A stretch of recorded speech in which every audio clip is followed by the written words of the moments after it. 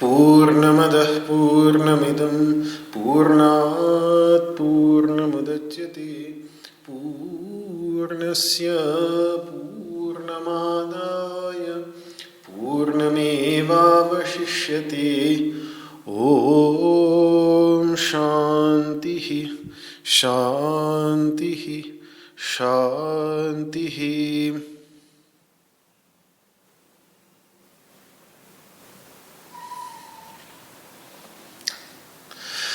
वसुदेवसुतं देवं कंसचाणूरमर्दनं देवकी परमानन्दं कृष्णं वन्दे जगद्गुरुम्। सर्वोपनिषदो गावो दुग्धा गोपालनन्दनः पार्थो वत्सः सुधीर्भोक्ता दुग्धं गीतामृतं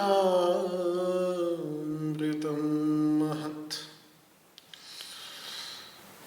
न कामयेऽहं गतिमीश्वरात् परामष्टर्धियुक्तां पुनर्भवं वा आर्तिं प्रपद्येऽखिलदेहभाजाम् अन्तस्थितो येन भवन्त्यदुःखाः। विश्वं दर्पणदृश्यमाननगरी तुल्यं निजान्तर्गतम्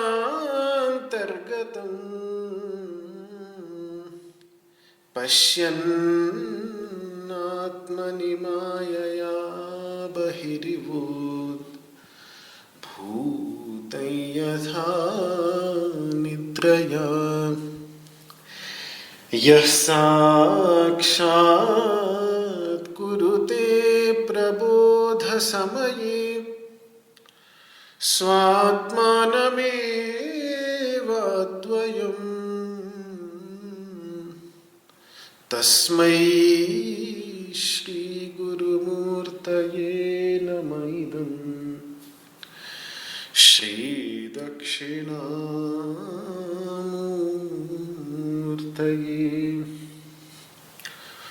ॐ शान्तिः शान्तिः शान्तिः।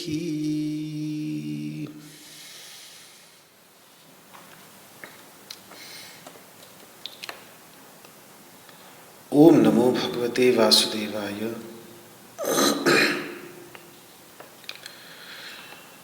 श्रीमद् भगवद गीता के सांख्य योग नामक दूसरे अध्याय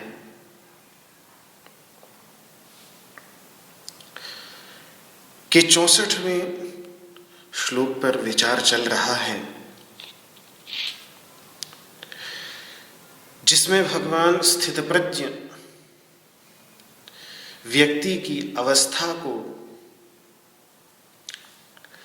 प्राप्त कर रहे साधक के विषय में कह रहे हैं कि राग और द्वेष इन दोनों से रहित इंद्रियों द्वारा विषयों के बीच विचरण करता हुआ वह साधक जब तक कि उसकी इंद्रियां अपने अंतःकरण के वश में हैं और उसका अंतःकरण भी यदि उसके वश में है, तो ऐसा करने से वह प्रसाद को प्राप्त करता है। प्रसादम अधिगच्छति, प्रसाद को प्राप्त करता है।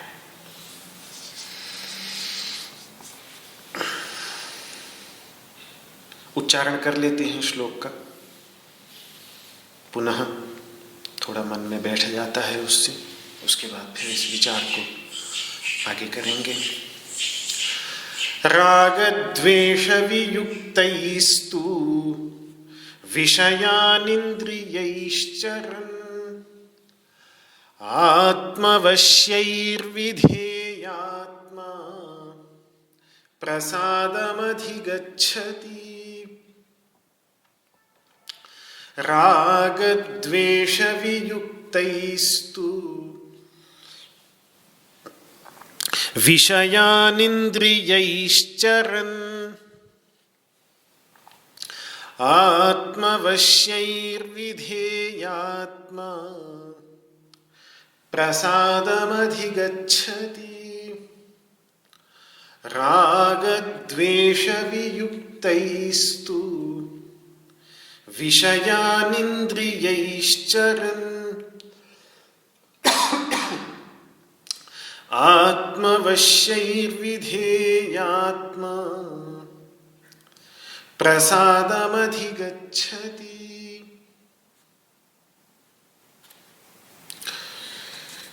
पीछे भगवान ने बताया कि किस प्रकार से राग द्वेष से युक्त,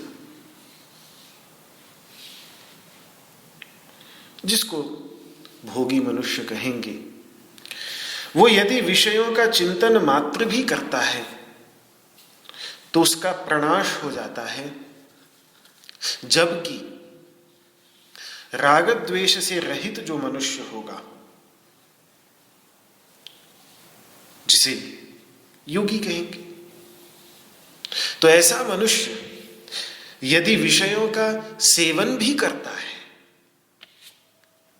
तो उसका पतन नहीं होता, अपितु वह अपने वास्तविक स्वरूप में स्थित हो जाता है। यही प्रसाद का भाव है। तो बस भेद इतना ही है कि भोगी राग द्वेष पूर्वक भोगता है, जबकि योगी त्याग पूर्वक। इतना ही भेद है। एक में राग द्वेष का त्याग है, एक में राग द्वेष विद्यमान रहता है। तो कल विधेय आत्मा पर विचार चल रहा था। एक तो यही कि वेद में जो विधि वाक्य हैं, उन विधि वाक्यों का अनुगमन करने वाला अंतःकरण है जिसका। एक तो अर्थ ये है। एक अर्थ ये है जो भगवान शंकराचार्य ने किया था कि जैसी वो इच्छा करता है तो उसकी इच्छा के अनुरूप उसका अंतःकरण चलता है। जैसी उसकी शुभ इच्छा होती है, उसकी शुभ इच्छा कह लीजिए चाहे शुभ संकल्प कह लीजिए, उसके अनुरूप ही उसका अंतःकरण चलता है। ये नहीं कि अंतःकरण के अनुरूप उसकी इच्छाएं होंगी, अपितु जो वो विवेक पूर्वक जो वो इच्छा करता है उस इच्छा के अनुरूप चलने वाला होता है, उसका अंतःकरण। तो इस पर ये प्रश्न उठ सकता था कि भगवान शंकराचार्य ने ये बात प्रारंभ करी थी कल, कि भगवान शंकराचार्य इच्छा को कहां से ले आए। क्योंकि विधेय का अर्थ होता है विधि का अनुगमन करने वाला।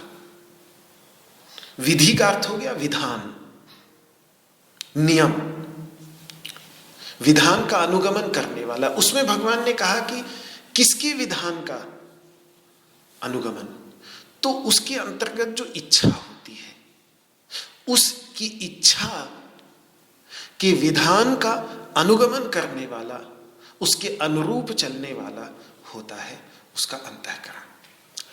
अब ये इच्छा आई कहां से? क्योंकि स्थितप्रज्ञ के संदर्भ में तो इच्छा के त्याग की बात शुरू से भगवान ने की। काम के त्याग की, प्रजहाति यदा कामान सर्वान पार्थ मनोगतान, सर्वान कामान, मन में विद्यमान सारी कामनाओं का, सारी इच्छाओं का परित्याग कर देता है। तो फिर ये इच्छा कहां से आ गई जिसके विधान के अनुरूप उसका अंतःकरण चलता है? जब उसने सभी इच्छाओं का पूर्ण रूप से परित्याग कर दिया, सभी कामनाओं का पूर्ण रूप से परित्याग कर दिया, तो फिर अंतःकरण को अपने अनुरूप चलाने के लिए इच्छा उसमें आई कहां से? जब कोई इच्छा है ही नहीं यदि उसके अंदर, तो उसका अंतःकरण इच्छा के अनुरूप चलेगा कैसे? तो इसका उत्तर समझने के लिए हमें समझना होगा कि धर्म के जो 5 मूल महर्षि याज्ञवल्क्य आदि महर्षियों ने गिनाए हैं याज्ञवल्क्य स्मृति आदि स्मृति ग्रंथों में, तो उसमें उन्होंने 5वां मूल, अंतिम मूल जो धर्म का माना है, अंतिम मूल, वो अंतिम मूल है सम्यक संकल्पज काम। 5 पहले भी इसकी चर्चा में कर चुका हूं, दोबारा याद दिला देता हूं। धर्म के 5 मूल हैं। पहला मूल है वेद, दूसरा मूल है स्मृति, गीता इत्यादि ग्रंथ जो है ये सब स्मृति ग्रंथों में आते हैं। तीसरा मूल है सदाचार, संत जनों का आचरण। जो संत जन है वो उन्होंने जैसा प्राचीन काल से लेकर आज तक जैसा आचरण किया है, वो आचरण भी धर्म का मूल है। उस आचरण को देखकर भी, उस आचरण के बारे में जानकर भी हमारे अंतर्गत ऐसे सद्गुण आते हैं जो हमारा विकास करते हैं। और चौथा, अपने को जो अंदर से ठीक लगता है, अपने अंदर जो यम तत्व, नियामक तत्व बैठा हुआ है, उस नियामक तत्व को जो ठीक लगता है। धर्म की परीक्षा का एक साधन ये भी है, वेद के आधार पर परीक्षा करे, स्मृति ग्रंथों के आधार पर परीक्षा करे। भगवान राम, उनसे पहले जो वशिष्ठ आदि महर्षि हुए, उनके बाद जो संत हुए, उन्होंने जैसे अपने जीवन में आचरण किए हैं उसके आधार पर परीक्षा करे। अपने को जो ठीक लगे, दिल में से जो एक आवाज निकलती है, जिसके विषय में मनुस्मृति आदि ग्रंथों में कहा है कि जो उस यम के विधान को जो स्वीकार करने लगता है, उसको फिर कहीं भी अन्यत्र जाने की आवश्यकता ही नहीं पड़ती। तो वो भी एक कसौटी बनती है। और 5वीं कसौटी जो उन्होंने बतलाई कि ऐसी इच्छा जिसके मूल में सही संकल्प हो, शुभ संकल्प हो। यदि संकल्प शुभ हो और उस शुभ संकल्प से उत्पन्न इच्छा वो हो, तो स्वाभाविक है ऐसी इच्छा तो शुभ ही होगी। जिस इच्छा के मूल में शुभ संकल्प होगा, उस शुभ संकल्प से निकली हुई इच्छा भी शुभ होगी, तो साधक के लिए ये बहुत आवश्यक हो जाता है कि उसका अंतःकरण उसी शुभ संकल्प से निकली हुई शुभ इच्छा का ही अनुगमन करे, तभी साधक धर्म के मार्ग पर चल सकता है। जैसे एक शुभ संकल्प उत्पन्न हुआ, उदाहरण के लिए समझे करुणा का, देखा कि कोई कष्ट से ग्रसित है, तो हृदय में एक शुभ इच्छा उत्पन्न हुई कि इसके कष्ट की निवृत्ति के लिए कुछ किया जाए।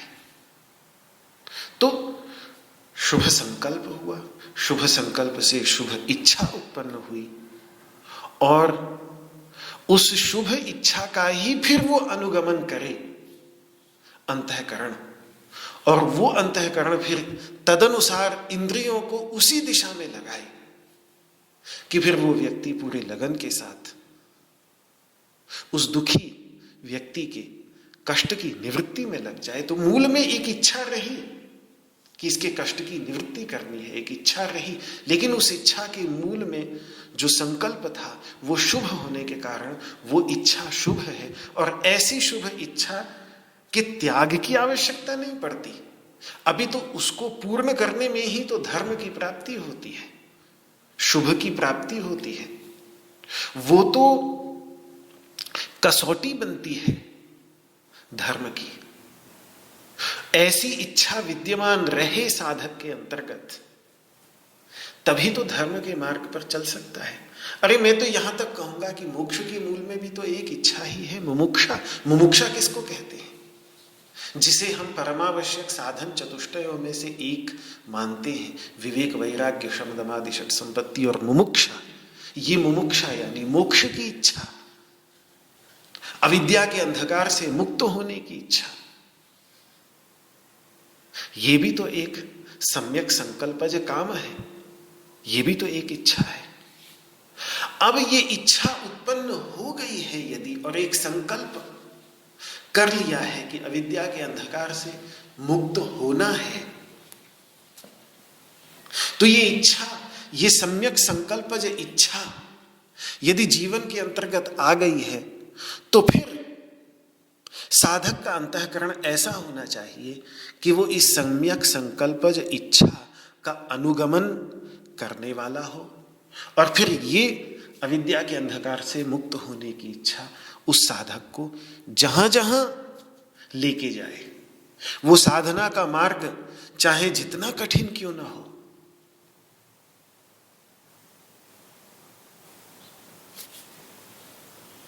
वहीं वो बिना किसी भय के और बिना किसी रुकावट के चलता चला जाए, तभी तो उसको प्रसाद की प्राप्ति होगी। तो यहां एक प्रकार से इच्छा शब्द जो है वो वास्तव में संवेग के अर्थ में, मैं इस पर इसलिए संकेत कर रहा हूं क्योंकि पीछे संवेग को लेकर मैं बहुत चर्चा कर चुका था, और मैंने संवेग के साथ प्रसाद को जोड़ा था। और संवेग का भाव ही ये है कि इस दुख से निवृत्त हो, इस दुख से मुक्त होने की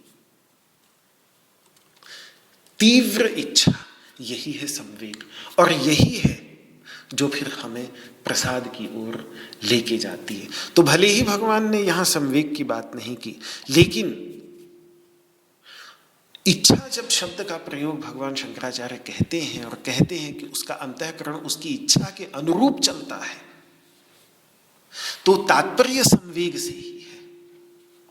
और संवेग की अब मैं दोबारा चर्चा नहीं करूंगा, लेकिन साधना के क्षेत्र में संवेग का इतना महत्व है, इतना महत्व है, इतना महत्व है कि महामुनि पतंजलि कह देते हैं तीव्र संवेगानाम आसन्नः। जिनका संवेग जितना तीव्र हो, यानी उस गंतव्य स्थान को प्राप्त करने की इच्छा ही कहेंगे उसको, वो इच्छा जितनी अंदर से तीव्र हो, उतना ही समाधि और समाधि का फल आसन्न यानी समीप आता चला जाता है। जितनी इच्छा तीव्र हो उतना ही समाधि और समाधि का फल समीप आता चला जाता है। उसमें भी मृदु संवेग, मध्य संवेग, अधिमात्र संवेग ऐसे करके उन्होंने, महामुनि पतंजलि ने 3 भेद किए हैं। यदि संवेग हल्का हो तो उसको मृदु संवेग कहते हैं। यदि बीच का संवेग हो, संवेग की मात्रा मध्यम हो, तो उसको उन्होंने मध्य संवेग कहा है। और अधिमात्र संवेग बहुत अधिक हो, बड़ा तीव्र संवेग हो, तो फिर उसको अधिमात्र संवेग उन्होंने कहा है। तो इस प्रकार से मृदु मध्याधिमात्रत्वात् ततोपि विशेषः, मृदु मध्य और अधिमात्र को लेकर संवेग में भी विशेषता उन्होंने बतलाई है।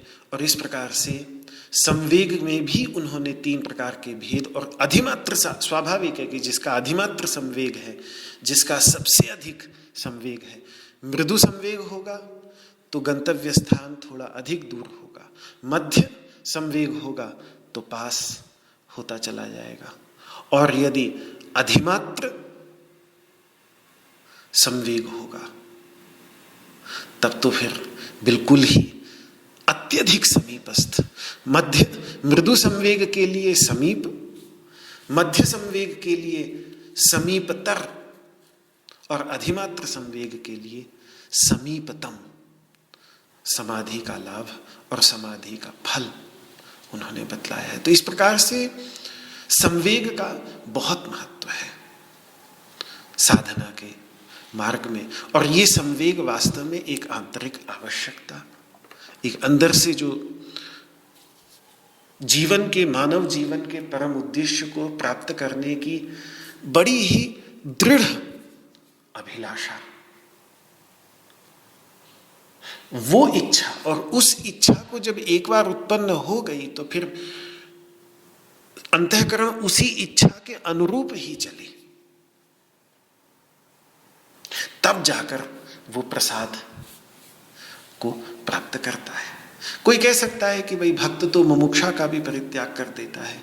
तो मैं पहले भी कह चुका हूं कि वो जिस मुमुक्षा का परित्याग करता है वो मुमुक्षा है जन्म मृत्यु के बंधन से मुक्त होने की इच्छा, अविद्या के अंधकार से मुक्त होने की इच्छा वो क्यों छोड़ेगा?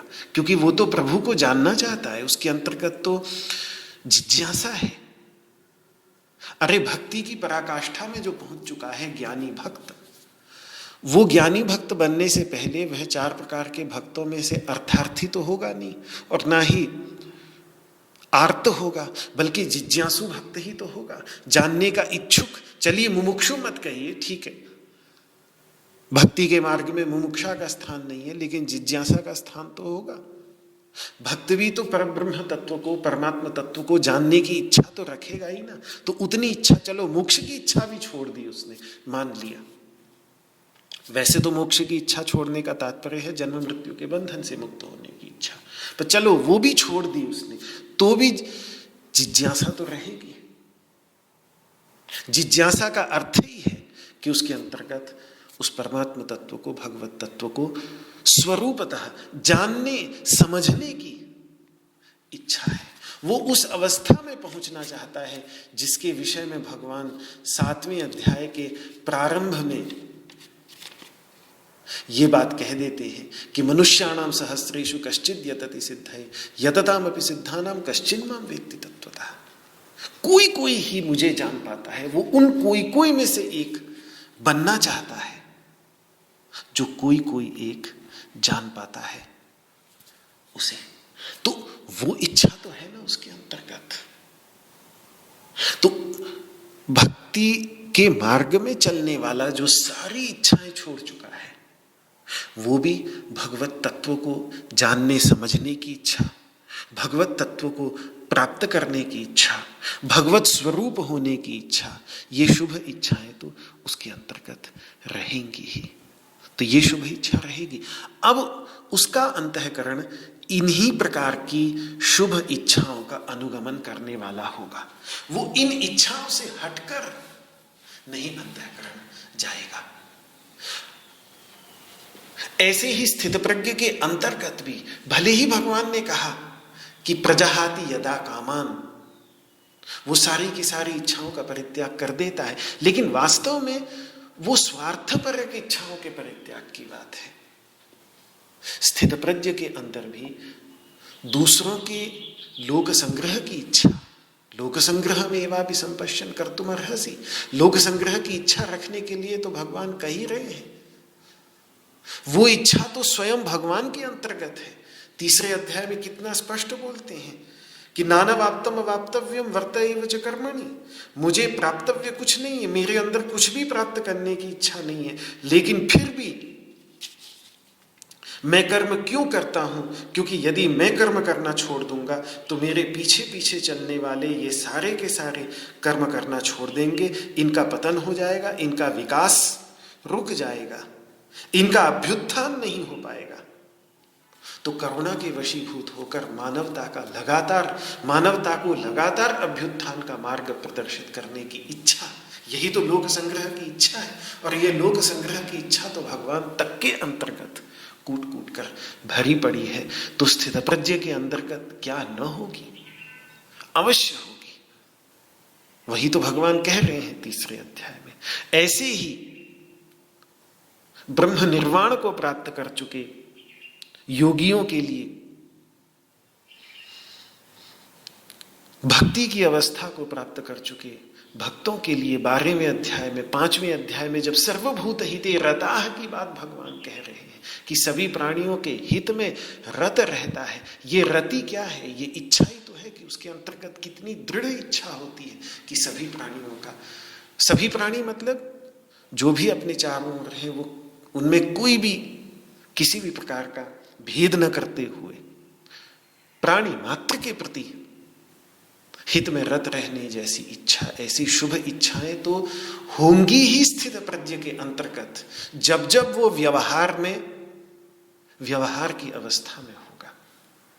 हां, समाधि की गहराइयों में चला गया तो जैसे सुषुप्ति की गहराइयों में हमारे अंतर्गत कोई इच्छा नहीं रहती, तो ऐसे ही समाधि की गहराइयों में जहां विचार है ही नहीं कोई, क्योंकि वहां तो कोई विचार ही नहीं रहेगा, तो वहां उन गहराइयों में जाकर इच्छाएं पूरी तरह से शांत हो जाएंगी। लोक संग्रह की इच्छा भी शांत हो जाएगी, सभी प्राणियों के हित में रत रहने की इच्छा जैसी शुभ इच्छाएं भी शांत हो जाएंगी। लेकिन जैसे ही उस समाधि की अवस्था, ध्यान की गहराइयों से निकलकर वो दोबारा व्यवहार में लगेगा, तो व्यवहार चलाते समय ये शुभ इच्छाएं उसके अंतर्गत अवश्य ही प्रकट होंगी। तो इसीलिए वही बात जो प्रजहाति यदा कामान की व्याख्या करते समय भी मैंने बहुत जोर दे करके कहा था कि साधक को पूर्ण इच्छाओं की पूर्ण निवृत्ति करने की अपेक्षा शुभ इच्छाओं का पोषण करके अशुभ इच्छाओं से ऊपर उठने का प्रयास करना चाहिए। भगवान यदि सभी कामनाओं का, सभी इच्छाओं की परित्याग की बात करते हैं तो वो स्वार्थपरक सभी इच्छाओं के परित्याग की बात करते हैं, और उन स्वार्थपरक इच्छाओं से ऊपर उठने का साधन ही ये है कि व्यक्ति परोपकार परक, परार्थ के लिए या परमार्थ के लिए, चाहे जो कह लीजिए, परार्थ कह लीजिए या परमार्थ कह लीजिए, उसकी इच्छाओं का पोषण करें। और ऐसी शुभ इच्छाओं का अनुगमन यदि अंतःकरण नहीं करेगा तो फिर अध्यात्म के मार्ग पर साधक चल नहीं पाएगा। हाँ, जैसे मैंने कहा कि समाधि की गहराइयों में पहुंच जाने के बाद ये शुभ इच्छाएं भी पीछे छूट जाती हैं, मन ही नहीं रहा, मन में विचार ही नहीं रहे, वो सारे के सारे विलीन हो गए, तो फिर शुभ इच्छाएं भी उतने समय के लिए तो विलीन हो ही जाएंगी। पर जब वो स्थित प्रज्ञ समाधि की गहराइयों से वापस आकर व्यवहार में लगेगा तो उसकी वो शुभ इच्छाएं भी पुनः अभिव्यक्त हो जाएंगी। यही बात भगवान श्री कृष्ण के जीवन में भी हमें दिखता है।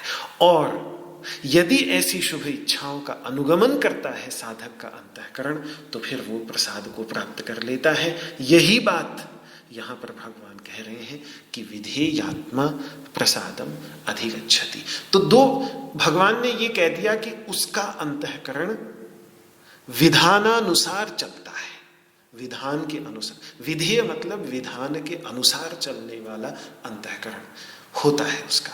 अब किसके विधान के अनुसार चलता है, तो उसमें हमारे सामने दो पक्ष हैं।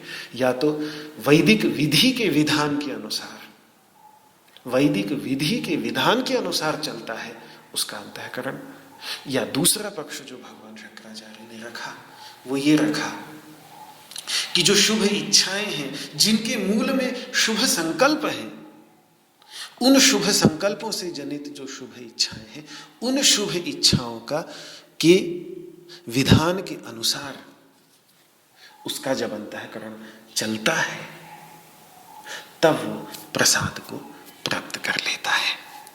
प्रसादम अधिगच्छति, प्रसाद को प्राप्त। प्रसाद मतलब प्रसाद कह लीजिए, प्रसन्नता कह लीजिए।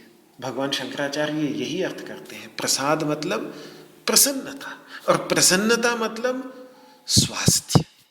यहां तीनों शब्द भगवान शंकराचार्य ने दिए हैं, प्रसाद भी, प्रसन्नता भी और स्वास्थ्य भी। तीनों पर्यायवाची शब्द हैं योग की दृष्टि से। प्रसाद कह लीजिए, प्रसन्नता कह लीजिए, और चाहे स्वास्थ्य, स्व में स्थित होने की अवस्था। स्वस्थ का अर्थ है स्व में, अपने आप में। जो विषयस्थ था, जो परस्थ था, जो विषयों में स्थित था, जो अपने से भिन्न संसार के क्षणिक पदार्थों में स्थित था, उन्हीं की प्राप्ति में अपनी प्रसन्नता समझ रहा था और उनकी प्राप्ति न होने पर विषाद से ग्रसित हो रहा था। ऐसे जो कभी प्रसन्न और कभी विषाद रूपी अस्वस्थ अवस्था में से निकलकर जो अब अपने में स्थित हो गया है, और अपने में स्थित होने के कारण चाहे परिस्थिति कैसी भी क्यों ना हो, वो सदा स्वरूपभूत जो आनंद है, उस आनंद के अंतर्गत निमग्न रहने के कारण वो सदा ही प्रसन्न रहता है। और ये स्वस्थ शब्द वास्तव में महामुनि पतंजलि जब योग की व्याख्या करते हैं, योगश्चित्त वृत्ति निरोधः, कि चित्त की वृत्तियां, चित्त में उठने वाले ये जितने भी बवंडरों की तरह उठते रहते हैं विचार, ये सारे के सारे विचार जब शांत हो जाते हैं और चित्त का प्रवाह एक बिल्कुल जैसे सर्दी के मौसम में गंगा नदी का प्रवाह, शांत, बिल्कुल कोई आवाज नहीं, उसी गंगा नदी के प्रवाह को यदि बरसात के मौसम में देख ले तो कितनी गरज होती है उसके अंतर्गत। लेकिन सर्दी के मौसम में बिल्कुल शांत, बहती हुई पता तक नहीं चलती। तो उस प्रकार से जब ये वृत्तियों का प्रवाह चलता है तो उस समय दृष्टा की, ये जो अनुभव करने वाला चैतन्य तत्व है, उसकी क्या अवस्था होती है कि तदा द्रष्टुः स्वरूपे अवस्थानम।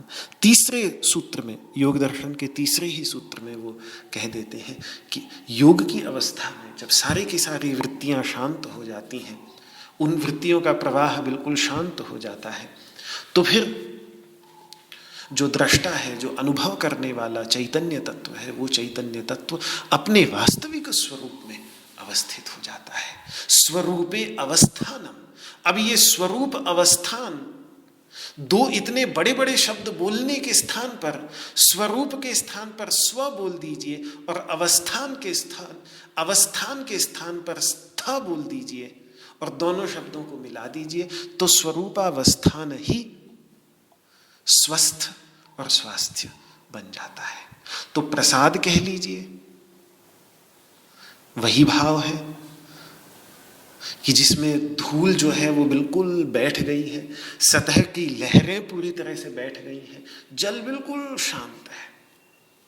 चाहे वो प्रसाद शब्द कह लीजिए, चाहे प्रसन्नता शब्द कह लीजिए, जैसे प्रसन्नम जलम, निर्मल जल, बिल्कुल निर्मल जल, और चाहे स्वरूप में अवस्थिति, स्वास्थ्य, अपने वास्तविक स्वरूप में अवस्थिति रूपी स्वास्थ्य शब्द का प्रयोग कीजिए। बहुत ही सुंदर शब्द हैं।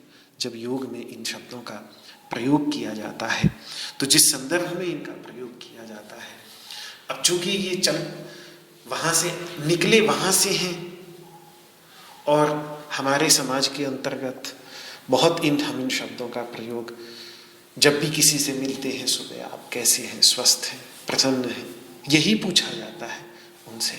तो इसी प्रकार से पर इन शब्दों को बोलते समय हम नहीं ध्यान में रखते कि इन शब्दों के कितने गहन और गंभीर अर्थ हैं। क्यों?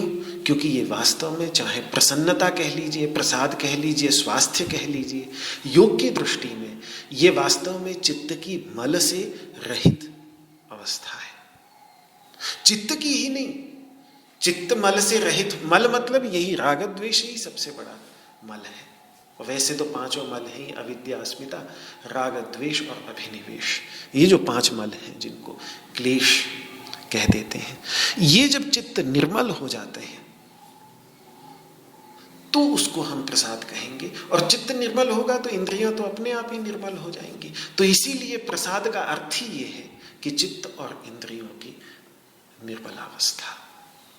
और यही निर्मलावस्था ऐसी है कि जब जैसे जल निर्मल हो जाता है, जल स्वच्छ हो जाता है, तो फिर नदी के तल पर जो भी पत्थर, मछलियां, जो भी हो नदी के तल पर, वो ज्यों की त्यों दिखने लग जाती हैं। तो जल में स्वच्छता आती ही उसके अंतर्गत ये योग्यता आ जाती है कि तल की गहराइयों में जो कुछ भी होगा वो साफ साफ दिखने लगे। वहां यदि कोई पेड़ का तना पड़ा हुआ है तो वो पेड़ का तना साफ साफ दिखेगा।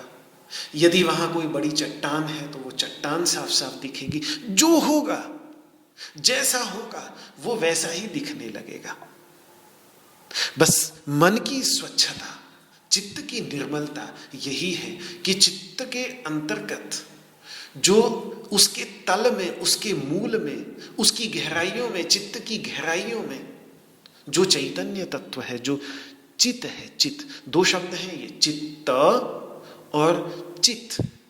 तो मैं ये कह रहा हूं कि चित्त की गहराइयों में जो चित्त है, यानी अंतःकरण की गहराइयों में जो चैतन्य तत्व है, वो फिर ज्यों का त्यों दिखने लगता है। ज्यों का त्यों उसकी अनुभूति, उसका साक्षात्कार है तो है ही, पहले से ही है।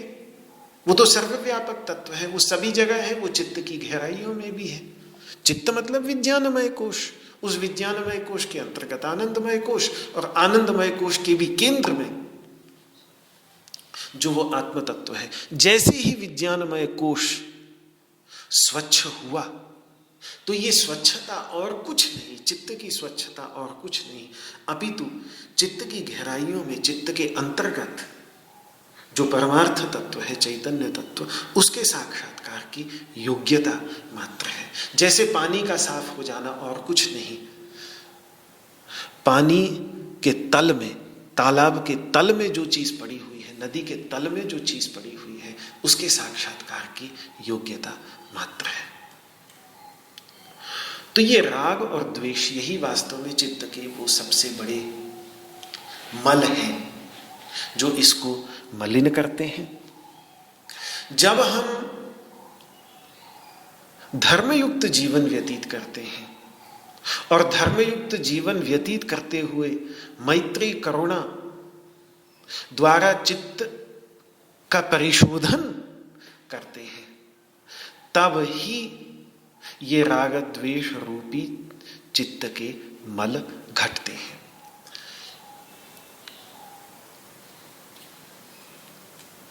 इसीलिए भागवत जी में प्रसाद को धर्म एवं मैत्री का पुत्र कहा गया है।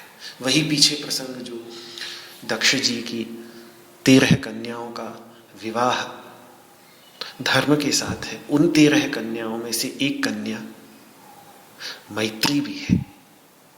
तो मैत्री का जब संसर्ग होता है धर्म के साथ, धर्मयुक्त जीवन जीते हुए व्यक्ति प्राणी मात्र के प्रति मैत्री की भावना के साथ उसको जोड़ता है धर्म को, तो ये धर्म और मैत्री इन दोनों के संयोग से ही ये प्रसाद, ये अंतःकरण की पवित्रता, अंतःकरण निर्मल हो जाता है और ये प्रसाद उत्पन्न होता है। इसीलिए भागवत जी के अंतर्गत प्रसाद को, इस प्रसाद को, ये जो प्रसाद जिसकी यहाँ पर भगवान चर्चा कर रहे हैं, इस प्रसाद को धर्म और मैत्री का पुत्र कहा गया है। तो इस प्रकार से जब चित्त निर्मल हो गया, अब जब चित्त निर्मल हो गया, प्रसादम अधिगच्छति, चित्त के अंतर्गत जितना भी मल था वो सारा का सारा मल धुल गया। तो जब चित्त निर्मल हो गया, मन निर्मल कह लीजिए, चित्त निर्मल कह लीजिए, अंतःकरण निर्मल कह लीजिए, ये जब निर्मल हो गए तो फिर उसके अंतर्गत प्रतिबिंबित होने वाले जो हम अपने को जीवात्मा समझते हैं, वो जीवात्मा भी उसी प्रकार से निर्मल हो जाता है। जैसे दर्पण के निर्मल हो जाने पर दर्पण में प्रतिबिंबित होने वाला सूर्य भी निर्मल हो जाता है। सूर्य तो सदा ही निर्मल है, अपने वास्तविक स्वरूप में तो सूर्य कभी मलिन हो ही नहीं सकता, वहां क्या मल पहुंचेगा। मल तो दर्पण पे आता है और दर्पण पे मल आने के कारण दर्पण में जो प्रतिबिंबित हो रहा है सूर्य, वो भी मलिन सा प्रतीत होने लगता है। यही स्थिति जीवात्मा की है।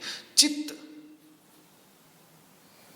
जब मलिन रहा आता है तो चित्त के मल का प्रभाव उस चित्त में प्रतिबिंबित होने वाले, उस चित्त के अंतर्गत विद्यमान जीवात्मा भी फिर मलिन प्रतीत होता रहता है। यद्यपि वेदांत बार बार यही कहता है कि स्वरूपतः जीवात्मा जो है वो आत्मस्वरूप होने के कारण, ब्रह्म स्वरूप होने के कारण नित्य शुद्ध है। जैसे मलिन दर्पण में प्रतिबिंबित सूर्य भी चाहे कितना भी मलिन दिख रहा हो, वो अपने वास्तविक स्वरूप में सदा ही निर्मल है। दर्पण को आप कितना भी मलिन कर दीजिए, इतना भी मलिन हो जाए कि उसमें प्रतिबिंब भी दिखना बंद हो जाए, तो भी सूर्य कभी मलिन नहीं हो सकता। सूर्य सदा ही निर्मल रहेगा। इसी प्रकार से इस चित्त के अंतर्गत प्रतिबिंबित होने वाला जो चैतन्य तत्व है वो आप अपने वास्तविक स्वरूप में नित्य शुद्ध बुद्ध मुक्त स्वभाव है। इसीलिए तो मदालसा अपने पुत्रों को यही सिखाती है कि शुद्धो से बुद्धो से निरंजनो सी संसार माया परिवर्तितो सी। वो तो उसका वास्तविक स्वरूप है ही, और उस वास्तविक स्वरूप के लिए फिर ये फर्क नहीं पड़ता कि चित्त निर्मल है या चित्त मलिन है, वो अपने वास्तविक स्वरूप में सदा ही निर्मल है। वो अभी भी निर्मल है। इस समय भी जब चित्त इतना मलिन है, चित्त के अंतर्गत राग द्वेष कूट कूट के भरा हुआ है, तो भी जीवात्मा अपने वास्तविक स्वरूप में निर्मल ही है। लेकिन चित्त की मलिनता के कारण उस चित्त में प्रतिबिंबित जो जीवात्मा है वो भी मलिन सा प्रतीत होता रहता है। अब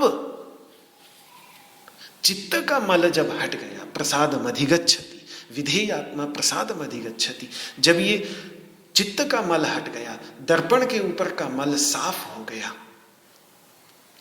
तो फिर दर्पण में प्रतिबिंबित सूर्य जैसे निर्मल हो जाता है, उस या हमारा चेहरा साफ साफ दिखने लगता है दर्पण के अंतर्गत।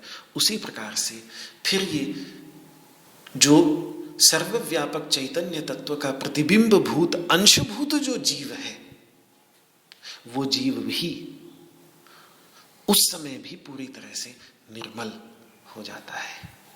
तो मलिन मन की उपाधि के कारण मलिन चित्त की उपाधि के साथ संपर्क हो जाने के कारण जो उपाधिकृत मल उसमें आ गया था, औपाधिक मल आ गया था जीव के अंतर्गत, वो औपाधिक मल भी समाप्त हो जाता है। क्यों? क्योंकि अब उसकी उपाधि जो है वो शुद्ध हो गई पूरी तरह से। इस अवस्था को वो प्राप्त कर लेता है। प्रसादम अधिगच्छति। जब भगवान ये कहते हैं कि प्रसादम अधिगच्छति, यही है अपने स्वरूप में दृष्टा की अपने स्वरूप में अवस्थिति। देखिए, दृष्टा क्या है? प्रतिबिंब है। वो अपने वास्तविक स्वरूप में शुद्ध है, लेकिन प्रतिबिंबित रूप में वो अशुद्ध हो गया था दर्पण की अपवित्रता के कारण, दर्पण की अशुद्धता के कारण। तो बिंब शुद्ध है, बिंब नित्य शुद्ध है, लेकिन प्रतिबिंब अशुद्ध है। तो प्रतिबिंब अपने बिंब के अनुरूप स्वरूप वाला नहीं हुआ, लेकिन योग के कारण जब अंतःकरण का मल सारा का सारा धुल गया, तो फिर अंतःकरण में प्रतिबिंबित होने वाला जो प्रतिबिंब है, वो प्रतिबिंब भी उतना ही शुद्ध हो जाता है जितना शुद्ध उसका बिंब था। यानी जीव भी उतना ही शुद्ध हो जाता है जितना शुद्ध उसका ईश्वर था। बस इतनी सी बात है। ये स्थिति आ जाती है और फिर वो पवित्रता, वो शुद्धि, वो जीवन के प्रत्येक व्यवहार के अंतर्गत अभिव्यक्त होने लगती है। वो विचारों के अंतर्गत अभिव्यक्त होने लगती है, वो शब्दों के अंतर्गत अभिव्यक्त होने लगती है, और वो कर्म के अंतर्गत भी अभिव्यक्त होने लगती है। उससे पहले यदि चित्त में मल होंगे, वो चित्त जीवात्मा को मलिन करेंगे, तो वो मलिनता उसके विचारों में आएगी, वो मलिनता उसके शब्दों में आएगी, वो मलिनता उसके कर्मों में आएगी। वो विचार भी हिंसा के रखेगा, वाणी भी हिंसक बोलेगा, कर्म भी दूसरों को किसी न स्वार्थ की सिद्धि के लिए किसी न किसी प्रकार से दूसरों को कष्ट देने वाले कर्म करेगा। लेकिन जैसे जैसे ये मल हटते चले जाएंगे, वैसे उसके विचारों में भी दूसरों के प्रति मैत्री और करुणा की भावना होगी, उसके शब्दों में भी दूसरों के प्रति मैत्री और करुणा की भावना होगी, और उसके कर्म भी मैत्री और करुणा की भावना से अनुप्राणित होंगे। तो ये उत्तर हुआ भगवान का। अब जो प्रश्न किया था उसने, किम व्रजेत, वो कैसे विचरण करता है? ये स्थितप्रज्ञ जब विचरण करता है वैषयिक जगत में, विषयों से भरे हुए जगत में वो विचरण करता है प्रभु, तो कैसे विचरण करता है? ये प्रश्न था।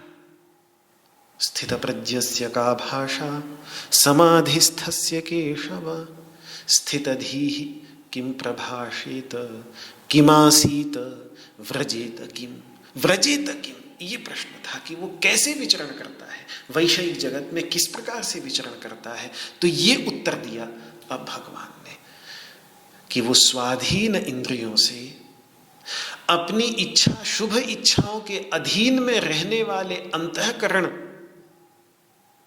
के अधीन रहने वाली इंद्रियों से विषयों के बीच में वैषयिक जगत के अंतर्गत विचरण करता हुआ उस प्रसाद, उस परम स्वच्छता को प्राप्त कर लेता है कि फिर वो स्वच्छता उसके विचारों में, शब्दों में और कर्मों में, तीनों में अभिव्यक्त होने लग जाती है। एक अंतिम बात जो मैं यहां जोड़ना चाहता हूं, अपने ऐसे ही आज जब इस पर विचार कर रहा था तो छोटा सा विचार मन में आया था इस श्लोक पर विचार करते हुए कि स्थितप्रज्ञ दर्शन में भगवान ने यहां तक बहुत सारे साधन कह दिए, और अभी आगे और भी साधनों की चर्चा करेंगे। अभी तो चल ही रहा है, 64वां श्लोक है, अभी 8 श्लोक बाकी है इस अध्याय में। जितने भी साधन कहे, इन सब में सबसे महत्वपूर्ण साधन क्या है? बहुत सारे साधन गिना दिए, कामनाओं का परित्याग, इंद्रियों को अंदर खींचना, इंद्रियों को अपने वश में रखना, ये करना वो करना, वीतराग भय क्रोध, राग भय क्रोध से मुक्त होना, दुख में उद्विग्न न होना, सुख में स्पृहा न रखना, ये कितने सारे साधन उन्होंने, भगवान ने बतला दिए। अगर इसमें से एक साधन पकड़ना हो, एक साधन, तो कौन सा साधन सबसे महत्वपूर्ण है? कैसे चुनाव करे व्यक्ति? तो ध्यान आया भागवत की उद्धव गीता का प्रसंग, जिसमें स्वयं भगवान ने ही चुनाव कर दिया है इन सारे साधनों में से एक साधन का। वो साधन है, पहले ही बतला दूं कि सबसे महत्वपूर्ण साधन है भक्ति। भगवान ने जितने भी साधन कहे हैं विषयों के बंधन से मुक्ति के, उनमें भक्ति को ही सर्वश्रेष्ठ साधन उन्होंने उद्धव गीता के अंतर्गत माना है। वो कहते हैं कि बाध्यमानोपि मद्भक्तो विषयैरजितेन्द्रियः प्रायः प्रगल्भया भक्तिया विषयैर्नाभिभूयते। अगर मेरा भक्त अजितेंद्रिय है, अभी उसने इंद्रियों पर विजय प्राप्त नहीं की है, इंद्रियों को अपने वश में नहीं कर पाया है, और ऐसी स्थिति में यदि विषय उसको परेशान करते भी हों, तो भी यदि उसकी भक्ति प्रगल्भ है, यदि उसकी भक्ति दृढ़ है, तो फिर वो विषय उसको दबा नहीं सकते। जब तक भक्ति का आधार उसने लिया हुआ है, जब तक भक्ति का आधार लेने के कारण, जैसे परीक्षित की रक्षा भगवान विष्णु अपने चतुर्भुज स्वरूप में ब्रह्मास्त्र से उसकी रक्षा गर्भ में जाकर कर रहे हैं, उस प्रकार से जब तक भक्ति के आधार पर उसने भगवान के चरणों का आश्रय लिया हुआ है, तब तक विषय उसको दबा नहीं सकते, भले ही वो अजित इंद्रिय हो, भले ही उसने इंद्रियों पर विजय प्राप्त न की हो। और यहां तक भगवान कहते हैं कि जैसे धधकती आग लकड़ियों के बड़े से बड़े ढेर को जलाकर भस्म कर देती है, उसी प्रकार से भक्ति जो है वो सारे के सारे पाप मतलब ज्ञान की प्राप्ति में अवरोधक, विषयों के बंधन से मुक्ति की प्राप्ति में अवरोधक, जो बार बार पाप वही है जो विषय की ओर खींच ले, जो अपने से हटा दे, अपनी ओर से खींचकर विषयों की ओर ले जाए और हमें अपना आपा भुला दे, अपना वास्तविक स्वरूप भुला दे, वही पाप। उसी से तो बचना है। पाप मतलब जिससे बचना है। पुण्य भी अगर ऐसा काम करेगा तो पहले मैं कह चुका हूं कि उस पुण्य को भी हम पाप की ही राशि में डालेंगे। ऐसे पाप को पूरी तरह से जला देती है भक्ति। बहुत स्पष्ट शब्दों में, यथाग्नि ही समृद्धार्ची, जैसे बड़ी हुई अग्नि समिद्धार्ची है, करोत्येधांसी भस्मसात, बड़े से बड़े लकड़ियों के ढेर को भस्मसात कर देती है। तथा मद्विषया भक्तिरुद्धवैनांसी कृत्स्नशः, इसी प्रकार से मद विषयक भक्ति जो है हे उद्धव, सारे के सारे पापों को उसी प्रकार से जलाकर भस्म कर देती है। कुल मिलाकर भगवान ने कहा अंत में कि कोई भी साधन, जितने साधन मैंने गिनाए हैं उद्धव, उन सारे साधनों में सबसे प्रभावशाली साधन यही है भक्ति। इतना प्रभावशाली साधन और कोई नहीं है। स्पष्ट कह दिया, न साधयति माम योगो न सांख्यम धर्म उद्धव न स्वाध्यायस तपस त्यागो यथा भक्तिर्ममोर्जिता। योग, सांख्य, धर्म, स्वाध्याय, तप, त्याग, ये सब साधन अच्छे हैं, बहुत अच्छे हैं, बहुत सहायता करते हैं। लेकिन ये सब साधन इसीलिए प्रभावशाली हैं क्योंकि यदि ये भक्ति को उत्पन्न करें, भक्ति ही अंत में सबसे प्रभावशाली साधन है। यथा भक्तिर्ममोर्जिता, ऊर्जिता भक्ति, ऊर्जा से भरी हुई भक्ति, दिन पर दिन बढ़ती जाने वाली भक्ति, उस भक्ति जैसा प्रभावशाली साधन कोई और नहीं है। ये वहां पर उद्धव गीता, क्योंकि मैं कई बार गीता को, भगवद गीता को उद्धव गीता के साथ मिलाता हूं, तो एक दूसरा पहलू हमें देखने को मिलता है। तो ये स्थितप्रज्ञ दर्शन में इतने सारे साधन गिनाए, तो पहले एकदम से जब मैं ये उद्धव गीता का प्रसंग मेरे ध्यान में आया, मैंने कहा कि भगवान ने सबसे महत्वपूर्ण साधन छोड़ दिया स्थितप्रज्ञ दर्शन में। भक्ति तो बोली नहीं, भक्ति की तो बात ही नहीं करी।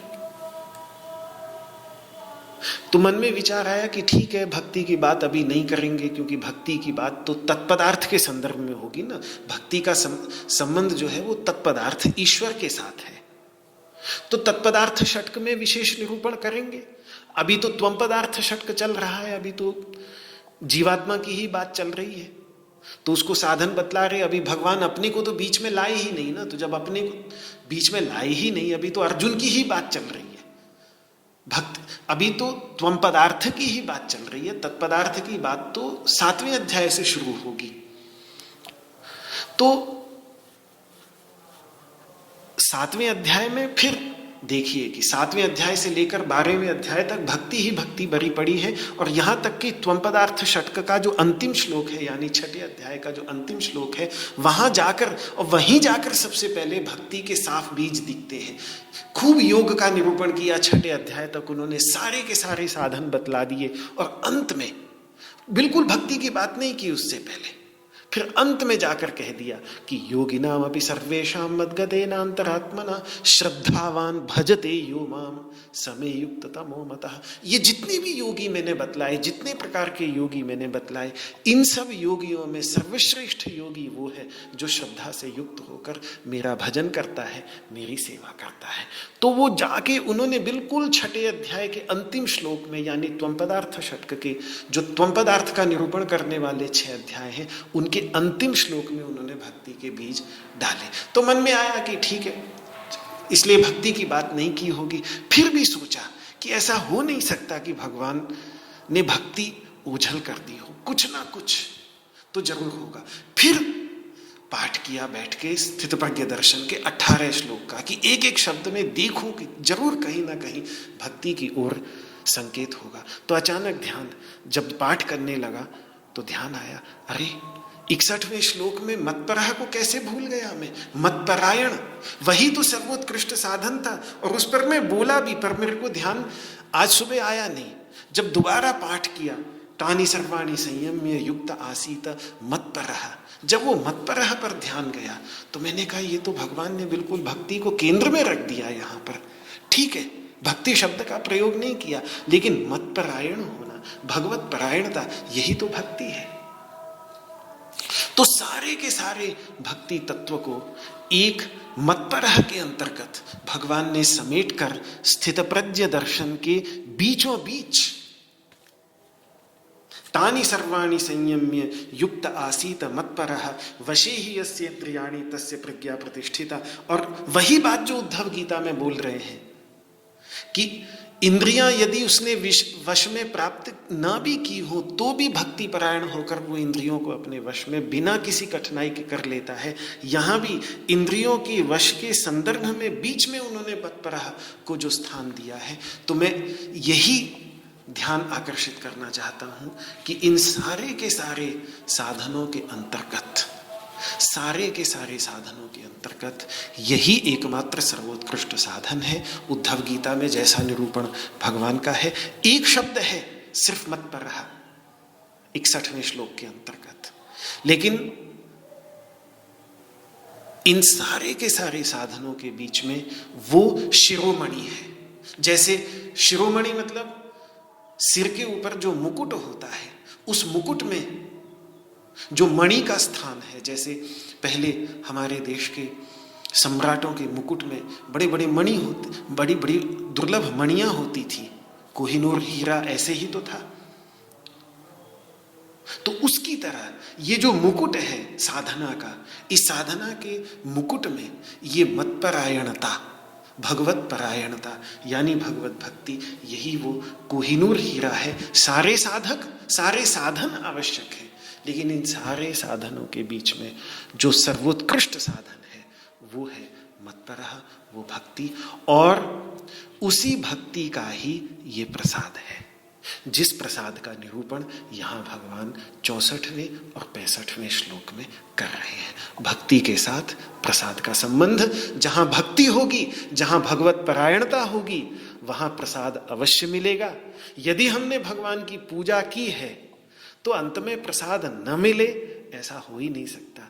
यदि भगवत परायणता रही हो, भगवत भक्ति रही हो, तो प्रसाद न मिले जीवन के अंतर्गत, ये तो हो ही नहीं सकता। तो जीवन के अंतर्गत ये प्रसाद, प्रसन्नता, स्वास्थ्य और मत्परः यानी भक्ति का जो गहरा संबंध है, उस संबंध की ओर मैं बस आपके ध्यान को आकर्षित करना चाहता था। छोटा सा शब्द है मत्परः, नहीं ध्यान जाता उस पर तो ये चीज छूट जाती। लेकिन जब इस प्रसंग को उद्धव गीता के परिप्रेक्ष्य में देखा, उद्धव गीता की छाया में देखा, तो तुरंत वो मणि पहचान में आ गई कि मुकुट में कितनी भी मणियां क्यों ना हो, लेकिन सबसे बेशकीमती मणि, सबसे जो कोहिनूर हीरा है इस मुकुट के अंतर्गत, वो मत्परः ही है, वो भगवत परायणता ही है, वो भक्ति ही है। और उसी के परिणाम स्वरूप अंत में ये प्रसाद, ये प्रसन्नता, ये स्वास्थ्य जीवन के अंतर्गत आता है। बस इतनी बात मैं कहना चाह रहा था। अब इस वाक पुष्पांजलि को भगवान श्री कृष्ण के श्री चरणों में समर्पित करता हूँ। और इस प्रसाद से मिलेगा क्या, होगा क्या, वो बात जो अगले श्लोक में भगवान कहेंगे वो मैं आपके सामने कल प्रस्तुत करूंगा।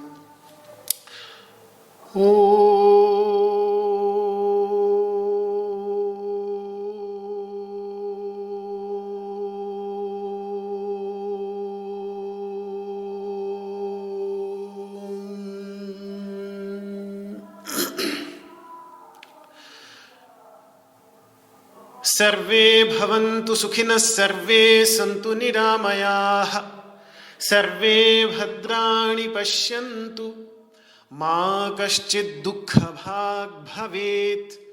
ॐ शान्तिः शान्तिः शान्तिः। न त्वहं कामये राज्यं, न स्वर्गं न पुनर्भवं, कामये दुःखतप्तानां प्राणिनामार्तिनाशनं। श्री कृष्णार्पणमस्तु। आपको मेरा हाथ जोड़ करके प्रणाम। जय श्री कृष्ण, जय श्री कृष्ण, जय श्री कृष्ण। सभी को सादर नमन, अभिनंदन। जय श्री कृष्ण।